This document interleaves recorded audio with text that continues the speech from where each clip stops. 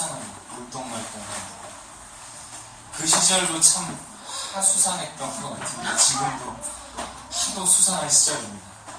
어제 촛불 시위에는 정말로 100만 건국 이래 최대 인원이라고 하는 것 같은데 100만여 명이 참여했고요. 외국에서도 교민들의 촛불 시위가 계속 이어지고 있습니다. 이 정도면 그 조심스러운 사람들조차도 행동하고 있다는 건데 그만큼 옳고 그름이 분명하다 이렇게 확신을 하는 거죠. 자, 단도직입적으로 그리스도인들이 촛불 집회에 참가하는 것이 옳을까요? 어떻게 생각하십니까? 다양한 답이 있을 수 있어요. 된다, 안 된다. 뭐 평화 시위는 가능하지만 뭐 폭력 시위는 안 됩니다. 뭐 되지만 난 안 간다. 뭐 이렇게 하긴 여러 가지 있을 수 있어요. 저는 본래 정치적인 이슈에 대해서 큰 관심이 없습니다. 만약 많은 사람들이 정치에 관심이 없다면 오히려 저는 정치에 관심이 더 있을지는 모르겠는데 요즘에 너무 정치에 사람들이 관심이 많고 또 기독교 쪽에서도 이 정치를 감시하고 참여하고 이런 분들이 되게 많아요. 그래서 굳이 제 몫이라고 잘 생각이 안 들었습니다. 물론 국민이라면 누구나 어느 정도의 관심과 참여는 다 필요한 거예요. 그러나 사람은 어떤 자원의 한계라는 게 있거든요. 저는 지금 저의 현실 속에서 나는 열심히 살고 있다고 생각해요. 그런데 거기에 더해서 현재 제가 가지고 있는 관심 이상의 관심을 둘 수가 없습니다. 뭐 어쩌겠습니까? 저 한결의 심을 훑어보는 정도가 그렇습니다. 제대로 읽지도 못하는 보는 듯 마는 듯. 또 사람은 각자 다른 몫이 있다고 생각합니다. 즉 집중해야 하는 것, 자기의 사명, 독특한 역할이 있다고 생각해요. 어떤 분이 특별히 정치에 관심이 많이 있다고 해서 잘못된 건 아니에요. 그렇다고 어떤 사람이 뭐 별로 관심이 없다고 해서 또 뭐 잘못됐다 그럴 수도 없어요. 정치에 관심을 두는 것도, 정치에 관심을 두는 사람도 하나님이 역사의 주관자시고 정치를 통해 일하신다는 생각으로 믿음으로 뭐 정치에 관심을 두고 적극적으로 참여한다 그러면 참 잘한 거라고 생각을 해요. 또 어떤 사람이 나는 정치보다 하나님 나에게 주신 다른 사명이 있어 이렇게 생각하고 그거 열심히 하면 또 그것도 잘한 거라고 생각을 합니다. 사람은 다 다른 거예요. 핵심은 이거예요. 지금 우리에게 필요한 건 뭐냐면 믿음을 따르는 일이에요. 모든 일에서 있었지만 정치라고 해서 별다른 건 아니에요. 다 같은 맥락이거든요. 믿음을 따르면 돼요. 성령의 인도를 받는 겁니다. 그래서 자기 믿음대로 자기 믿음만큼 하면서 살아가면 되는 거예요. 누구를 비난하지도 말고 뭐 부러워할 필요도 없습니다. 이게 신약 시대에 우리가 어떤 거를 대하든 다 동일한 기준이에요. 믿음대로 믿음만큼. 촛불 집회? 자기가 참여해야 한다고 생각하고 또 참여할 수 있는 사람은 참여하시면 되는 거예요. 혹시 참여하시는 분 계신가요? 참여하면 잘한 거예요. 그 전쟁에 참여하는 것이라고 해도 마찬가지예요. 각자의 믿음대로 믿음만큼 하는 거예요. 각 사람은 자기 믿음의 수준에서 또 자기 믿음의 색깔대로 살아가야 돼요. 그래야 후회하지를 않습니다. 내 믿음의 수준을 아시는 분, 또 내 믿음의 색깔을 아시는 분은 내 안에 계시는 성령님인 거예요. 내 상황도 그 성령님이 다 아세요. 그래서 그 성령님이 인도하는 대로 그분께 묻고 그분이 주시는 믿음대로 하면 잘한 겁니다. 각각 은아버지 각각 연아야 어디 갔냐? 우리 연아는 한 사람만 모시고 각각 어떤 사람 설교를 들어야 되고 어떤 사람은 연아를 봐야 되고 각각. 자, 그래서 우리 PPT 이제 보겠습니다. 성경에 각각이란 말이 참 많아요. 로마서 14장 5절. 이건 어떤 절기를 특별한 날로 여기냐, 뭐 안 여기냐, 추수감사주의를 지키냐, 안 지키냐, 뭐 크리스마스 지키냐, 안 지키냐. 이거 각각이라는 거예요. 읽어볼게요. 시작. 어떤 사람은 이 날을 전날보다 낮게 여기고, 어떤 사람은 모든 날을 같게 여기냐는 각각 자기 마음으로 확정하시니라. 자기 마음의 확신대로 하는, 각자 알아서 하는 거예요. 또 고린도후서 9장 7절 말씀이에요. 이거는 헌금에 대한 거예요. 헌금도 일률적이지 않아요. 각각 형편이 다르고 신앙이 다르고 마음이 다르고 간증이 다른데 헌금이 동일할 수가 없어요. 읽어보게요. 시작. 각각 그 마음에 정한 대로 할 것이요 인색함으로나 억지로 하지 말지니 하나님은 즐겨하는 자를 사랑하시느니라. 억지로 하는 사람의 특징이 뭔지 아세요? 다른 사람은 하나 감시해요. 다른 사람이 안 하면 너 왜 안 해? 난 좋아서 하는 자가 이 뜻이거든요. 너희 안 해요. 즐거워서 하는 사람은요, 그렇게 못한 사람이 오히려 안타깝죠. 이게 얼마나 좋은 건데. 뭐 이래야 되는데, 억지로 하면 잘 정죄하게 돼요. 고린도전서 7장 7절 은사도 각각이에요. 시작. 나는 모든 사람이 나와 같기를 원하노라. 그러나 각각 하나님께 받은 자기의 은사가 있으니 이 사람은 이러하고 저 사람은 저러하노라. 어떤 대형교회 무슨 그 세미나에 갔어요. 근데 그 세미나에서 구호가 뭐냐면, 그 교회 구호가 뭐냐면 이거예요. 같은 마음, 같은 뜻, 같은 생각. 숨이 막혔습니다. 어떻게 사람이 다 다른데 같은 마음, 같은 뜻, 같은 생각. 무슨 의미인지는 알 거는 같지만 너무 전체주의잖아요. 사람이 다 형편이 다르고 처지가 다르고 생각이 다른데 어떻게 같은 마음, 같은 뜻, 같은 생각. 누구에게 맞추라고 하는 거냐면 목사님에게 맞추라고 하는 거거든요. 사실 단임 목회자에게 맞춰서 단임 목회자와 같은 마음, 같은 뜻, 같은 생각 이건데 그 교회가 부흥을 해요. 그렇지만 그것이 과연 성경이 말하는 것인가 라고 했을 때는 아닌 것 같아요. 성경은 각각을 말하고 있습니다. 물론 각각 그리고 같이 이런 것이 필요하지만 일단 우리 각각 이 구약에는 그것이 통했어요. 구약은 좀 전체주의였어요. 하나의 법을 정하고 그 법에 모두가 맞춰야만 했어요. 근데 그것은 옛 부대, 군대 말고 부대, 가죽 부대. 예수님이 뭐라 그러냐면 새 포도주는 새 부대에 담아야 그 부대가 터지지 않는다 그러는 거예요. 옛 부대는 뭐냐면 옛 가죽 부대, 짐승을 통으로 잘라갖고 가죽 만들잖아요. 가죽 부대를 만든다는 말이에요. 그 가죽 부대가 포도주를 넣어놓고 한번 발효가 돼서 팽창하면 그걸 굳어져요. 거기다 다시 새 포도주를 넣으면 더 이상 팽창하지 않고 터져버린단 말이에요. 그러니까 새 포도주는 발효돼서 팽창하기 때문에 새 부대에 넣어야 이게 포도주가 발효되면서 함께 그 팽창해가고 그걸 담아서 포도주가 될 수 있는 것이거든요. 이게 복음이 모두의 복음이 되기 위해서는 그 유대인의 종교를 이렇게 전파해서는 안 되는 거예요. 새로운 율법이 아닌 복음이 되어야 되는데 복음의 특징이 뭐냐면 유연한 것이고 각각이라는 거예요. 각각. 전해지는 교회마다 다르고 나라마다 다르고 사람마다 다르고 그 한 성령님이 각 사람 안에 들어가셔서 각자에게 맞는 신앙을 만들어 가야지 어떤 하나를 딱 정해놓고 거기에 맞춰 이러면 터져버려요. 기성세대에 맞춰 그러니까 젊은 사람들이 다 터져서 교회 밖으로 다 흘러나가서 새 포도주는 새 부대예요. 새 부대주의 특징은 뭐냐면 가죽이 아주 부드럽고 유연한 각각 이어야지 맞춰 이러면 요즘 젊은 사람들은 좋아하지 않습니다. 분명 여러분 중에는 저한테 목사님은 요즘에 촛불 집회에 대해서 어떻게 생각하세요? 혹은 지금의 정치적 상황에 대한 목사님의 입장은 뭐예요를 묻고 싶어요. 묻지 마세요. 저도 잘 하지만 객관적으로 너무 분명히 잘못된 게 드러난 상황이잖아요. 누가 뭐래요? 저도 보고 듣는 게 있다고요. 그럼 뭔가 그리스도인으로서 우리가 행동해야 하는 게 아닐까요? 맞아요. 하지만 각자 하는 거예요. 각자. 저는 믿음이 오면 행동하지만 믿음이 오기 전까지는 굉장히 좀 신중한 편입니다. 그런데 그 믿음이라는 게 각자예요. 각자를 향한 그분의 인도하심은 다른 거예요.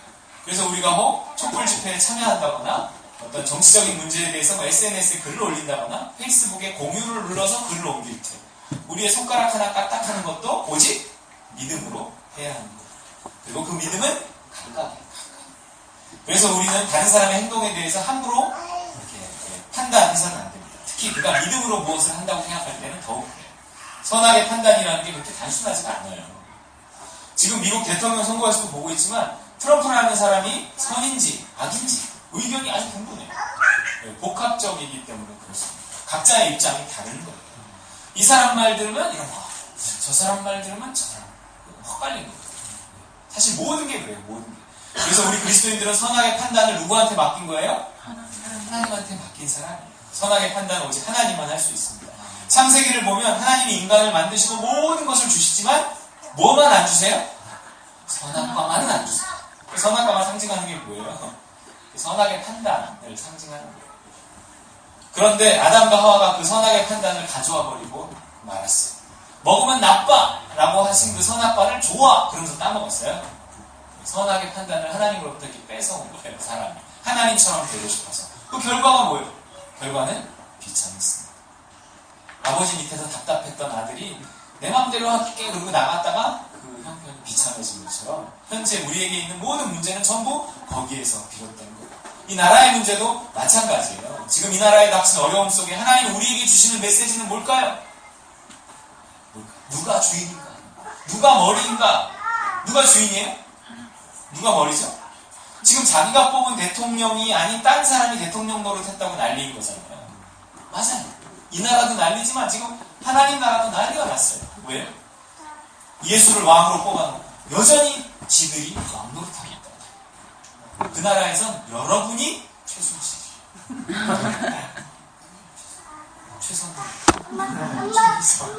여러분이 최순실. 정말 하나님 나라 지금 데모하고 난리 났어. 저것들이 말이야. 하나님 심판하소서 난리 났어.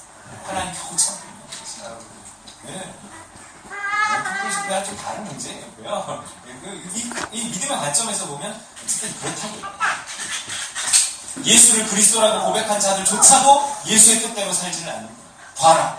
그러면 나라가 망하고 봐라. 그러면 인생이 망가져. 이제 우리가 회복해야 할 것이 무엇일까요?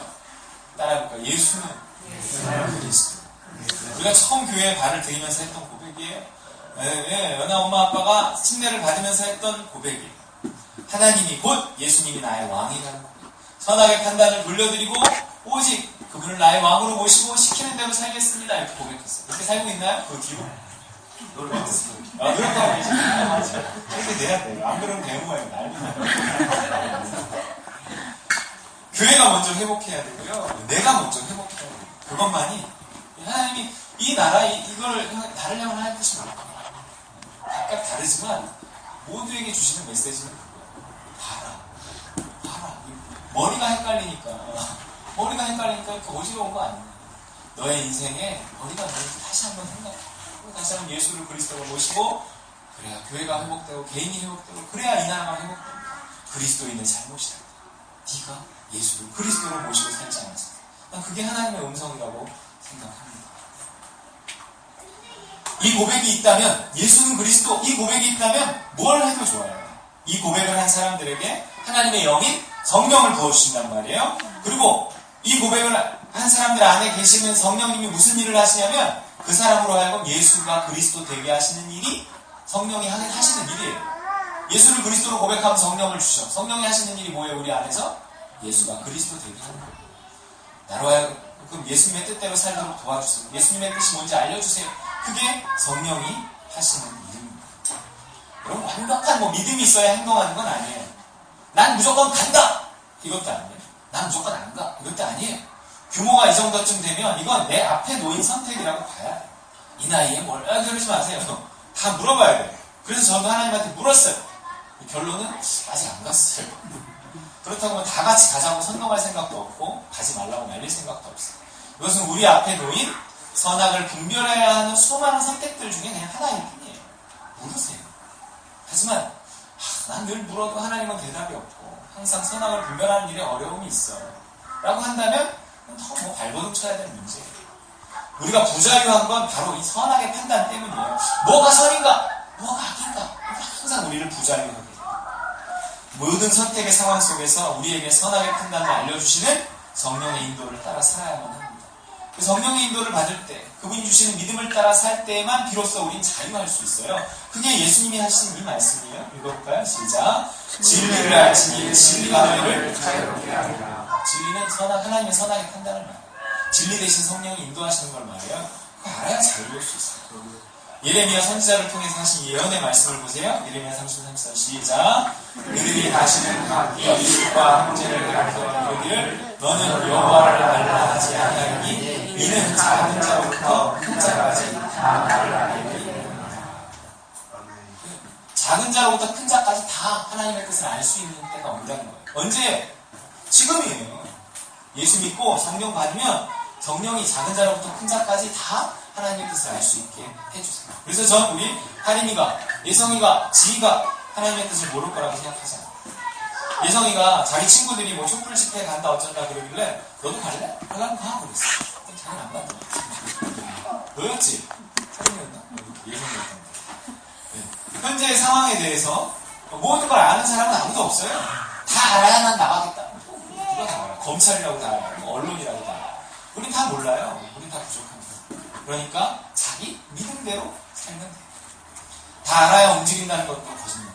그것은 정보가 부족한 게 아니라 용기가 부족하거나 믿음이 부족한 거예요.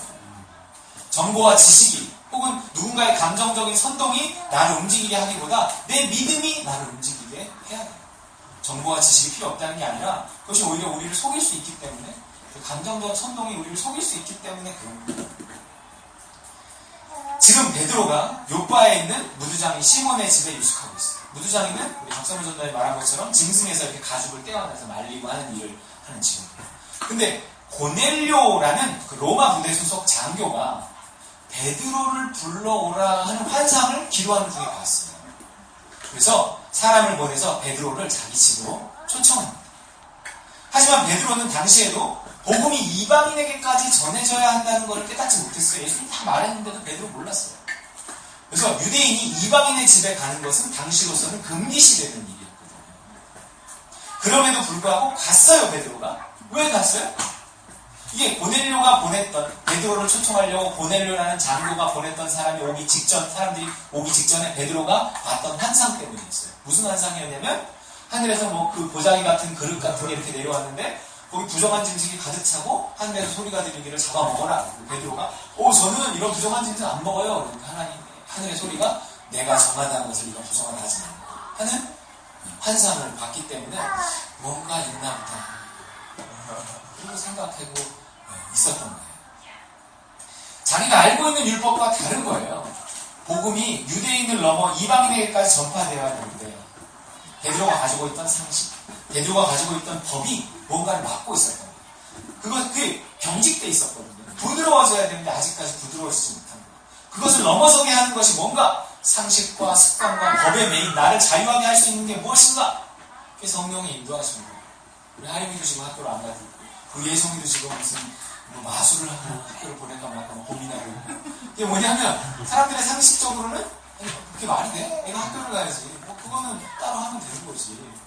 이렇게 생각할 수 있지만 저는 그런 상식에 매이고 싶지는 않은 거예요. 학교를 가야 되는 사람은 학교를 가야 되고 공부를 해야 되는 사람은 공부를 해야 되고 그런 하나님이 뭔가 다른 인도하심이 있다면 저는 그건 나의 상식도 남의 상식도 어떤 법도 그것을 초월해서 인도하심을 받아야 된다고 생각을 하는 겁니다.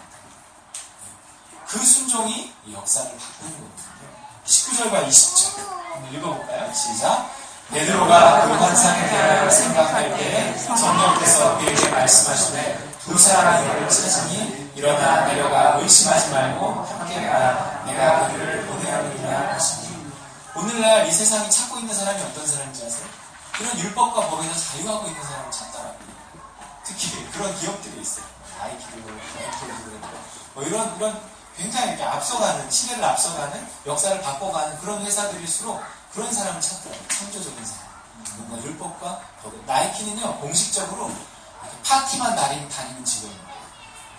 노트북 하나 딱 들고 다니고 온통 파티만 쫓아다니고 걔가 하는 일은 출근하는 일이 아니라 그 파티를 다니면서 애들의 어떤 이런 트렌드, 요즘에 트렌드, 성향 이런 것만 이렇게 이메일로 보고하면 월급을 준다는 거예요. 공식적인 자리가 있다고 들었어요. 그런 것들이 나이키가 앞서가는 거예요. 된다, 안 된다 하는 나의 상식, 나의 율법, 나의 교리에 예의치 마십시오. 그것이 이 세상의 말이건 뭐 당대의 상식과 윤리건 심지어 성경에 나왔다고 해도 상관없어요. 그게 왜냐? 성령의 인도하심이 되면 자유로울 수 있는 거예요. 그래서 내년도 성구를 이걸로 하려고 그래요? 갈라디아서 5장 18절. 제가 좋아하는 성구예요. 시작. 너희가 만일 성령의 인도하시는 바가 되면 율법 아래 있지 아니하리라. 여러분 인생 짧은데 믿음대로 믿음만큼 하면서 행복하고 자유롭게 살면서 자라나냐? 경직된 것 안에서 보호받고 어느 정도까지는 잘할 수 있지만 분갈이 해주지 않는 건 더 이상 있잖아요. 물론 완벽한 자유도 완벽한 행복도 완벽한 믿음 속에 있지만 그렇다고 불완전한 믿음에 아무것도 없는 건 아니에요. 내 믿음만큼은 누리고 행복해요. 그래야 더 나은 믿음에 대한 삶, 신앙이란 이렇게 좋은 거구나. 이래야 신앙이 잘하지. 나는 옛날부터 믿었기 때문에 억지로 하지만 그렇다고 이거를 내가 저 사람한테 전해야 돼. 저 사람도 나처럼 만들어야 돼. 양심이 찔려. 그럼 뭐가 전도가 되겠어? 안 되는 거야. 너도 나처럼 불타 먹어. 이건 아니지. 그래서 정말 친한 친구한테는 이렇게 말한다. 야, 너는 죽기 전에 믿어. 이렇게 처음 가야 돼. 정말 그래요? 예수 믿는 게 좋아요. 정말 자유함이 있어야 거기에 기쁨이 있는 겁니다. 오늘 이 베드로에게 말씀하신 그 성령의 인도가 결국 세계의 역사를 바꾸고 있어요. 복음을 유대인 너머로 확장해서 오늘 우리까지 이르고 그 기독교가 이 세계의 판도를 바꾼 거잖아요. 그게 이 베드로가 지금 이 일을 했기 때문에, 이 순종을 했기 때문에, 자기의 상식을 깨뜨리고 자기의 율법을 깨뜨리고 자기의 도구만을 깨뜨리고 성령의 인도를 따랐기 때문에 그런 거예요. 오늘 하나님의 나라도 이 나라도 이런 사람을 찾고 있어요. 베드로의 상식을 무너뜨리고 그 상식 안에 갇힌 베드로도 상식 밖으로 밀려난 이 이방 세상도 구한 것입니다. 그것이 성령의 인도하십니다. 지금 어떤 상식이 여러분이 촛불 집회에 나가는 걸 막고 있나요? 혹은 어떤 상식이 여러분으로 하여금 믿음도 없이 촛불 집회에 우르르 몰려다니게 하고, 뭐 옳고 그름을 따져보자고 하면 말은 또 말을 갖고 끊임없는 논쟁을, 정적인 상황이 논쟁 투성이죠. 그러나 복음은 오히려 단순해. 각자 믿음대로 하는 겁니다. 우리 로마서 14장 한번 읽어보겠습니다. 내용을 다 알아야 하는 것도 아니에요. 그냥 로마서 14장을 이렇게 쭉 읽어보면 어떤 느낌이 이렇게 와요. 바울이 어떤 생각을 가지고 있는지, 신약이란 어떤 것일까, 바울이 뭘 말하고 싶은 건지 찾아보세요. 로마서 14장 1절에서 23절 성경을 읽겠습니다. 지금 바울이 뭘 말하고 싶은 건지, 뭘 강조하고 있는지.